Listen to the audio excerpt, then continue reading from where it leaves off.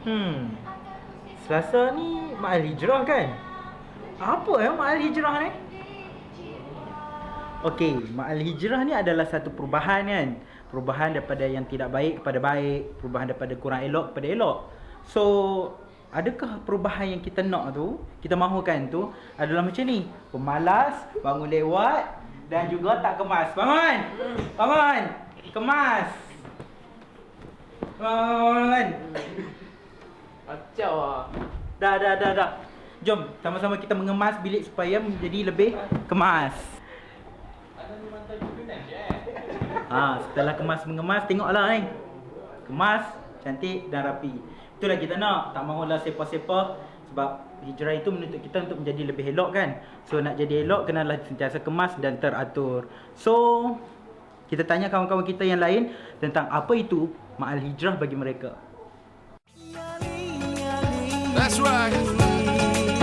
Yeah.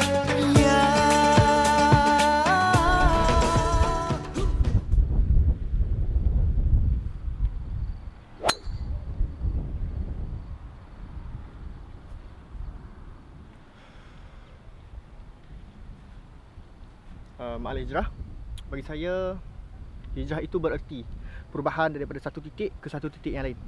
Titik yang kurang baik kepada yang baik dan yang baik kepada yang lebih baik.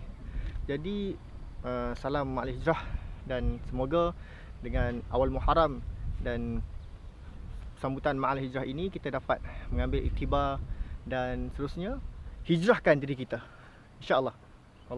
Hijrah adalah satu titik perubahan.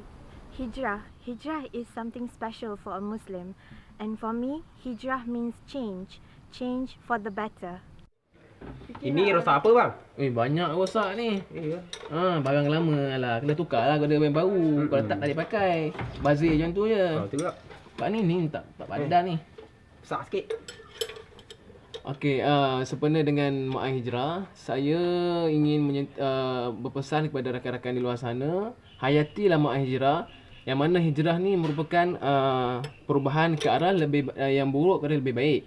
Dan dalam saya suka melihat pada sirah Rasulullah, untuk kita berubah memerlukan pengorbanan yang cukup besar.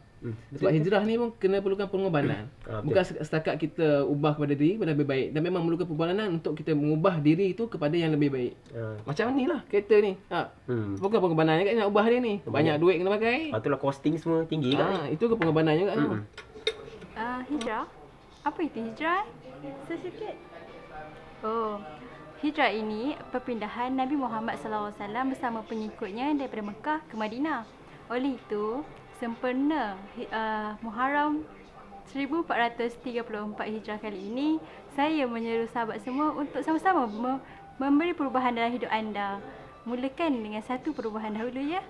Salam Ma'al Hijrah. Begitulah sisi pandangan rakan-rakan seperjuangan saya berkenaan dengan apa itu hijrah. Dan di sini saya mengkonklusikan hijrah itu adalah satu perubahan daripada yang baik kepada yang lebih baik. Itu yang sepatutnya didefinisikan dan diaplikasikan oleh semua umat Islam di dunia.